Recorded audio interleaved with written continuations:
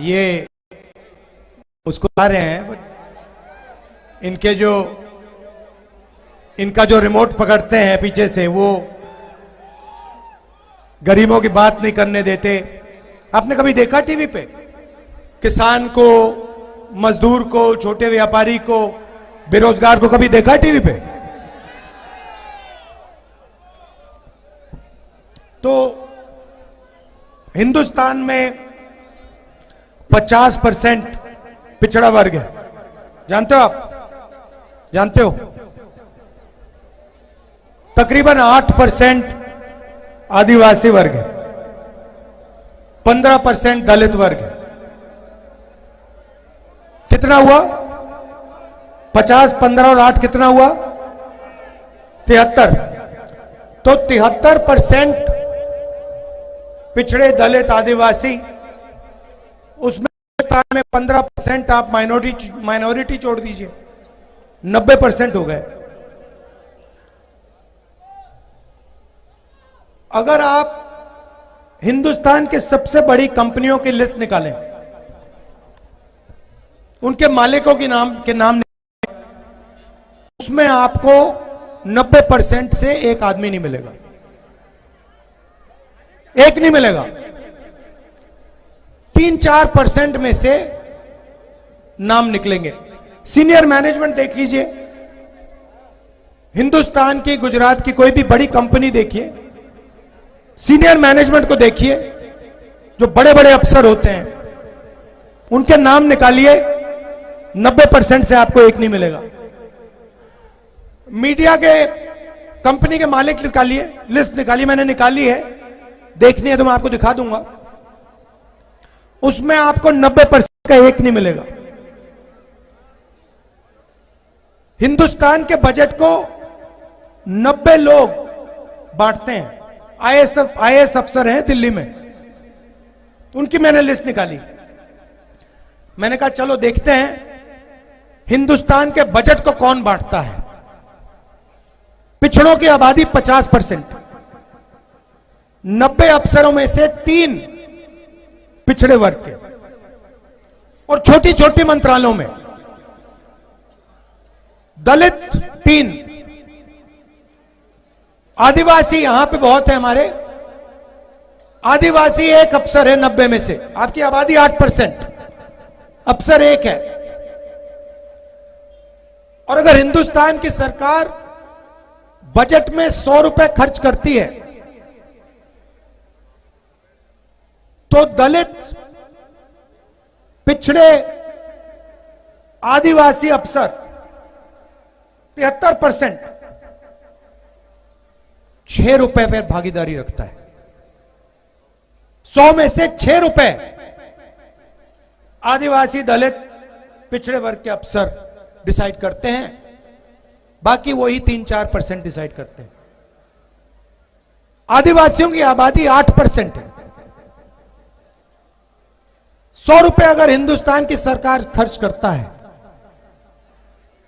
10 पैसे आप लोगों के अफसर डिसाइड करते हैं। तो मैंने सवाल पूछा, भाई ये 73% है कहां? बड़ी बड़ी कंपनियों में नहीं है? प्राइवेट अस्पतालों की लिस्ट निकालो, मालिकों की लिस्ट निकालो, बड़े बड़े डॉक्टरों की लिस्ट निकालो,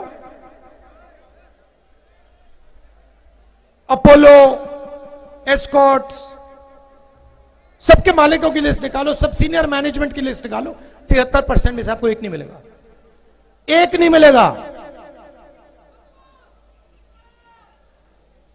प्राइवेट कॉलेजेस, यूनिवर्सिटी की लिस्ट निकालो, 73% का वहां पे आपको मालिक एक नहीं मिलेगा।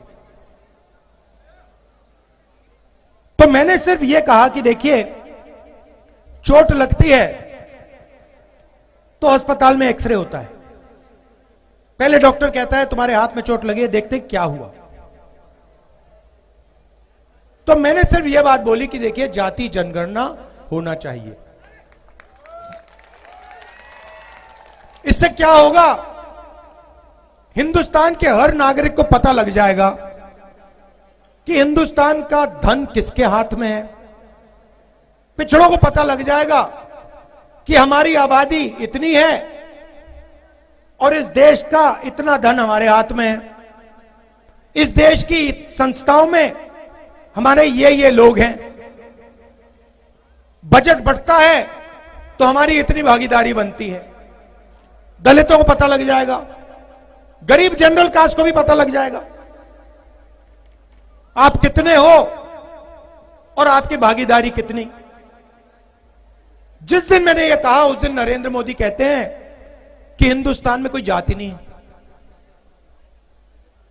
अच्छा, अगर हिंदुस्तान में कोई जात नहीं तो आप अपने आप को ओबीसी कैसे कह रहे हो? आप हर भाषण में कहते हो मैं ओबीसी हूं, और जब जाति जनगणना का टाइम आया, एक्सरे का टाइम आया, तो आपके उद्योगपति मित्रों ने आपको एक इशारा किया, आपने कह दिया हिंदुस्तान में कोई जात नहीं है, सिर्फ गरीब है अमीर है ना। एक उद्योगपति है गौतम अदानी, आप उसको बहुत अच्छी तरह जानते हो ना।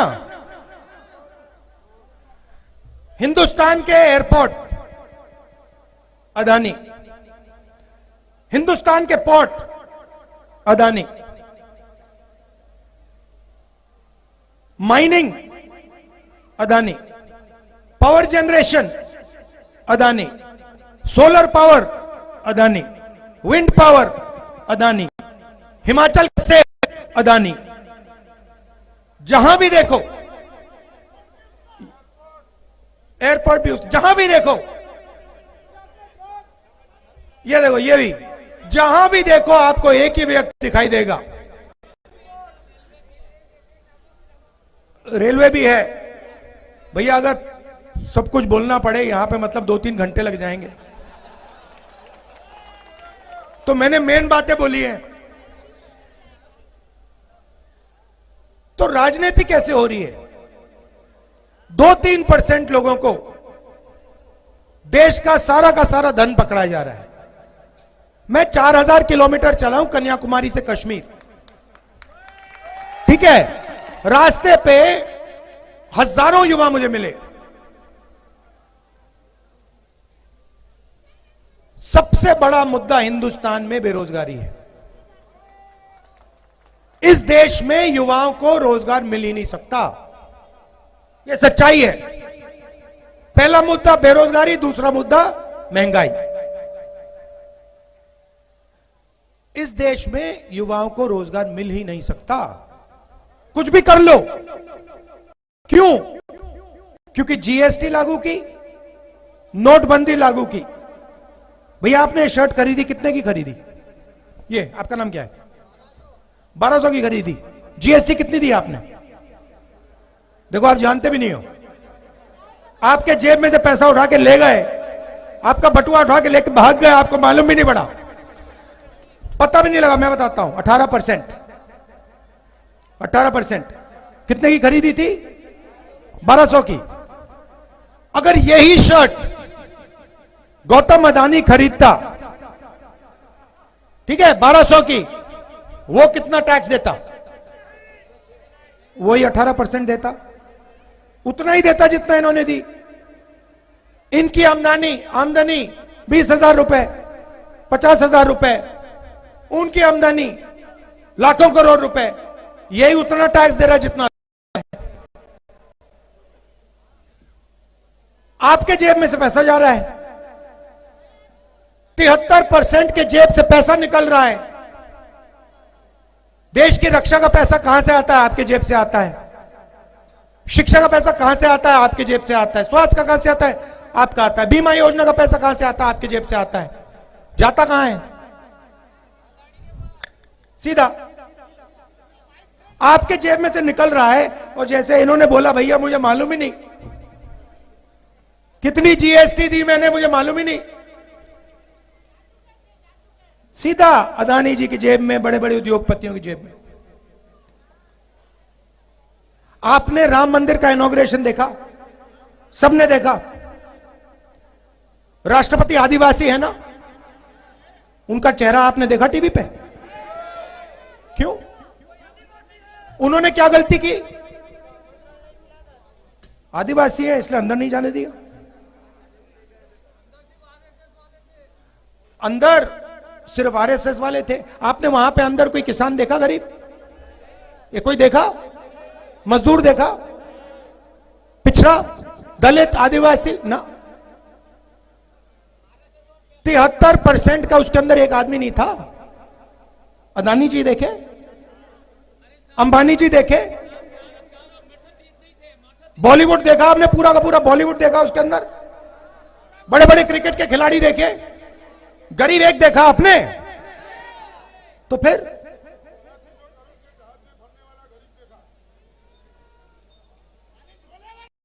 हाँ, तो ये हो रही है राजनीति। इसीलिए हमने भारत जोड़ो न्याय यात्रा शुरू की है। इसीलिए हम 4000 किलोमीटर चले। आप कहोगे भाई 4000 किलोमीटर चलने की क्या जरूरत, ये हमारी बात ही नहीं रखते। कुछ भी कर लो मीडिया वाले, जो देश के मुद्दे हैं कभी रखते ही नहीं है। बस भैया साहब, अगर भैया देखो, अच्छा मीडिया है किसका? मोदी जी का नहीं है, बड़े बड़े उद्योगपतियों का है। आप जानते हो नरेंद्र मोदी जी ने हिंदुस्तान के 100 सबसे बड़े उद्योगपतियों का कितना कर्जा माफ किया है? 16 लाख करोड़। 16 लाख करोड़। अगर भैया कांग्रेस पार्टी 50 उद्योगपतियों का 16 लाख करोड़ रुपया माफ कर देती तो 24 घंटे आपको कांग्रेस पार्टी मीडिया पे दिखती। हमारी राजनीति किसान की है, मजदूर की है, गरीबों की है। 1 मिनट नहीं दिखते हम लोग। नरेंद्र मोदी जी की राजनीति अरबपतियों की मदद करने की है, 24 घंटा दिखेंगे। उनका है वो टीवी, आपका थोड़ी है। पहले रास्ते थे, 73% के रास्ते थे। कौन से रास्ते थे? पब्लिक सेक्टर था, BHEL, HAL, ये संस्थाएं थी। किसी को दिल में देशभक्ति थी तो कहते थे भैया आप जाके सेना में जाइए, एयरफोर्स में जाइए, नेवी में जाइए। वो भी रास्ते रोक दिए। पब्लिक सेक्टर को एक के बाद एक प्राइवेटाइज कर रहे हैं। और अग्निवीर योजना तो आपने बहुत अच्छी तरह समझ ली है, देख लिया है। 2 तरीके के शहीद हैं अब, एक रेगुलर आर्मी वाला और दूसरा अग्निवीर। दोनों एक साथ लड़ेंगे, दोनों एक साथ लड़ेंगे। एक की 6 महीने की ट्रेनिंग होगी, दूसरी साइड चाइना वाले 3-4 साल की ट्रेनिंग लेके आएंगे। हमारे अग्निवीर जाएंगे 6 महीने की ट्रेनिंग लेकर। जब वो शहीद होंगे उनको कहा जाएगा देखो तुम अग्निवीर हो, तुम्हें शहीद का दर्जा नहीं मिलेगा, तुम्हारे परिवार को पेंशन नहीं मिलेगी।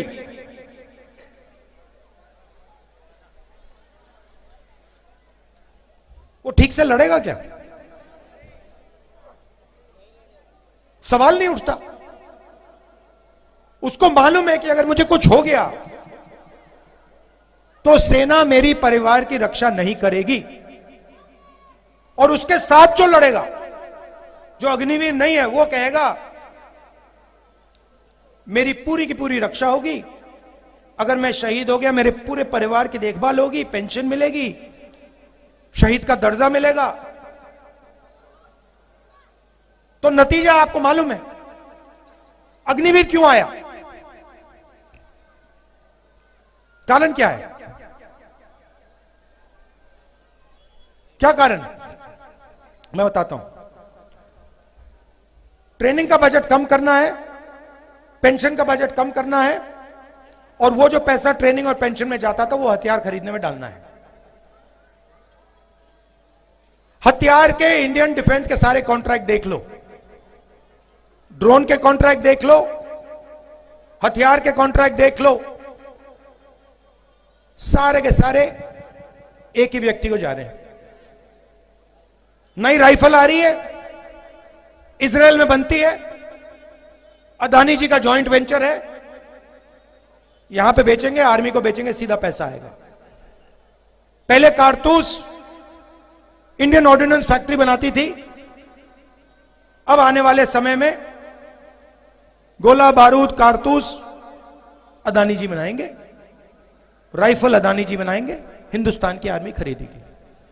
इंटरनेट पे जाओ, मेरी बात मत मानो, इंटरनेट पे जाओ, अदानी डिफेंस लिख लो, उसमें देख लो कहां की राइफल बन रही है, कौन सी राइफल बन रही है, ड्रोन कहां का है, कैसे बेच रहे हैं, सब लिखा हुआ है वहां पे। तो ये हो रहा है देश में, जनता को बांटते हैं, नफरत फैलाते हैं, एक धर्म को दूसरे धर्म से लड़ा देंगे, जात को जात से लड़ा देंगे, भाषा को भाषा से लड़ा देंगे, नफरत फैला देंगे, और फिर उसके बीच में आपका सारा का सारा धन सीधा वहीं 2-3 लोगों की जेब में चला जाएगा। यह लड़ाई है, यह कांग्रेस पार्टी और बीजेपी के बीच में फर्क है, यही लड़ाई हो रही है।